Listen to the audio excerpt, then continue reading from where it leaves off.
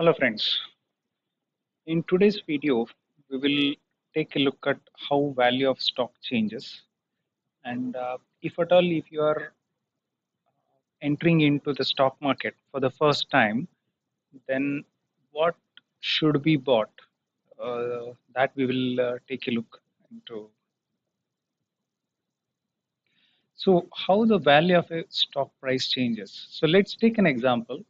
Here, I'm just showing one stock which was at 25 rupees during 1990, and the price changed to 15,000 in 2006, and it went back to 15, and then it also went below 10 rupees.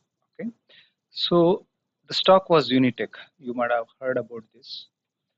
In the same manner, if we look at what exactly is the constituent of a stock price. So it has two parts in that one. One is the face value, the other one is a premium. So both clubbed together will form the market price or the current market price that you see every day. Okay. If we take an example of ITC, so ITC is somewhere around 400 plus. This was taken on February.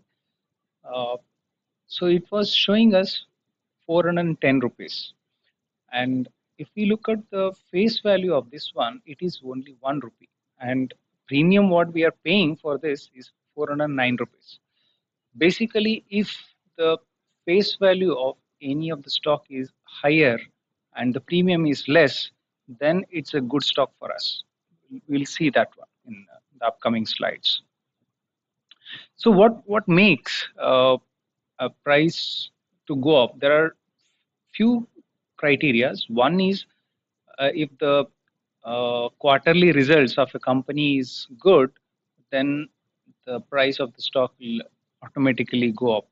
And also there is a greed in that one. Okay, so the moment there is a good result, the people start thinking, okay, it's a good company, then I should buy. So as and when the stock prices moves up, people start buying and the greediness increases. And if there is any issues either in the company or due to some change in the governance of the company or change in the country's governance or any geopolitical reasons, then the stock price falls because of the fear. That means the premium comes down. Okay. For example, here, Paytm, we have seen some time back, they had some issue, and RBI put a restriction of not opening any future new accounts on Paytm. Okay. At that time, it was around 800, 900. Suddenly, it dropped to 600 and then 400 within 1 week or 2 week span of time. Okay. Uh, in order to support the investors, SEBI has put up some guidelines here that there is something called as a upper limit and a lower limit. Okay, so every day the upper limit and lower limit for any particular stock would be set, so that beyond that there is no price movement, so that the investors are protected. If at all, if somebody is doing an intraday, then their entire cash would be almost zero if the premium goes to zero. Okay.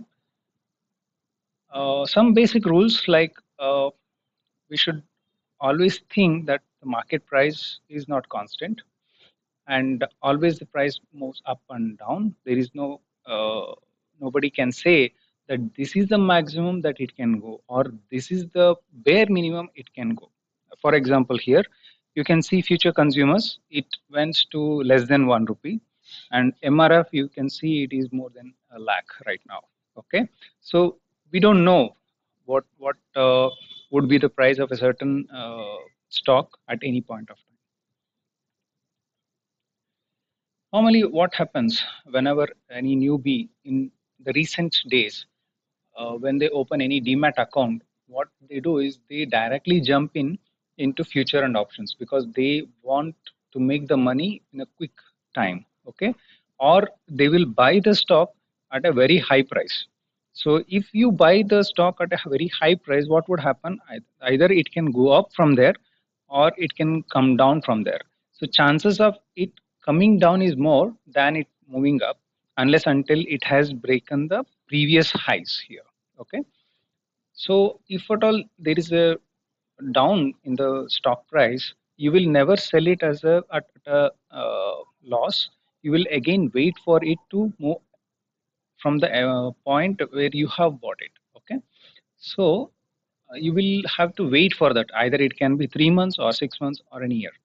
So normally, what I would suggest is never get into future and options unless until you make money in the normal cash segment.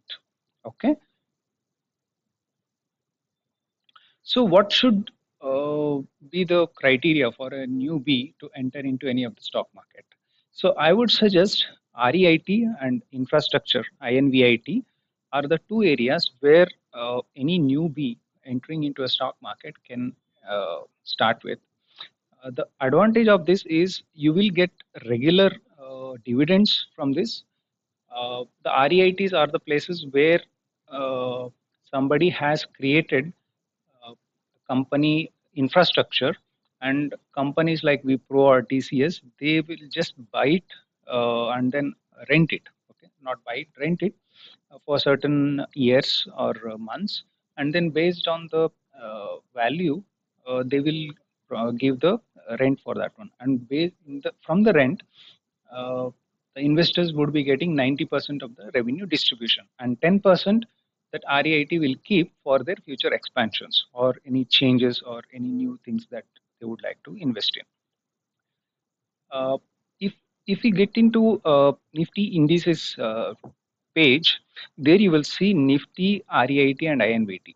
So totally there are seven REIT, INVIT that has been identified for these indices, and in that, Embassy Tech Park has been given the major weightage, and after that you have Nexus and India Trust coming up.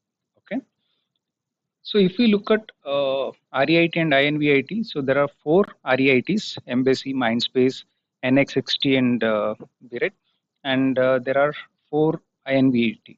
So basically, this has been in the market from a long time in the US markets, 1960s uh, and 1970s. They have been playing with this type, but in India, it's a new thing for us. Okay, and for example, if you look at the IRB INVT dividend, it has given a dividend of 46 rupees till 2022, and the price of IRB INVT was around 65, and now it has increased a bit. Okay, but if we compare with the current market price and the dividend is growing year on year.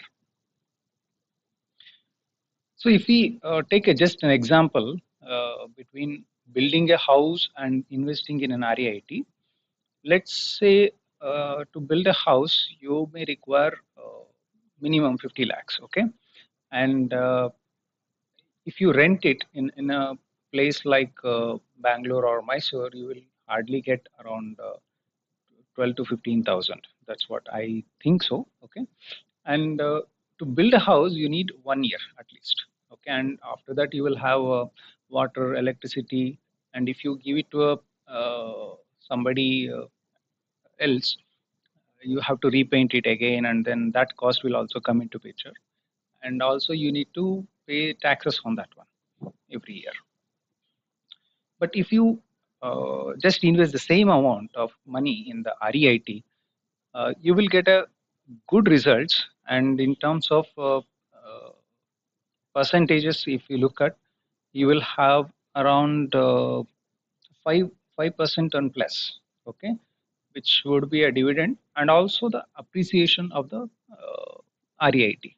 Okay, if you look at this 1 year graph, initially it was around 300, now it has crossed 350. Okay, so there is a 50 rupees appreciation of the REIT there. The house also may appreciate, but only thing is you cannot get the money instantly there if you want to sell or something, if you are in need of anything. Okay, so We can also create a Google Sheet for this. Similarly, what we have done in the past, like NSC and BSc, I have given the details here. You can try on your own. So you can copy the REIT names from this in the A column. In the B column, you can put the BOM codes. These are the BSc codes. And correspondingly, you can type in these values, which are taken from the Google Sheets, right? And you can get a uh, automated sheet for buying these REIT and INVIT. Now let's go through whatever I have created. So this is what I was telling. You can copy the name and then the codes. So here you will get the market price.